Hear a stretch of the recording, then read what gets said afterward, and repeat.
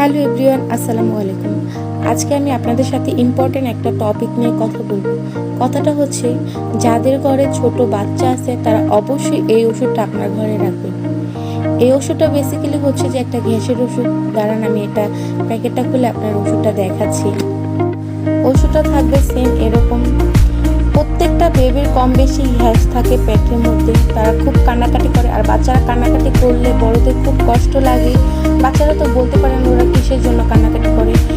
ওরা মূলত পেটে গ্যাসের জন্য কান্নাকাটি করে, পেট ব্যথা করে তার জন্য। আর যারা ফর্মুলা দুধ দেন বাচ্চাদের, তারা অবশ্যই গ্যাসের ওষুধ বাচ্চাকে খাওয়াবেন। ফর্মুলা দুধে বাচ্চাদের পেটে প্রচুর গ্যাস জমে। যারা নর্মালি ব্রেস্ট ফিডিং করান তারাও চাইলে এই ওষুধটা খাওয়াতে পারেন, কারণ প্রত্যেকটা বেবিরই কম বেশি পেটে গ্যাস থাকে। আর বাচ্চাদের গ্যাসের ওষুধ খাওয়ালে বাচ্চাদের শরীর সুস্থ থাকে, ওদের পেট ব্যথা কোনো কান্নাকাটি করে না, ওরা মোছামুছি করে না।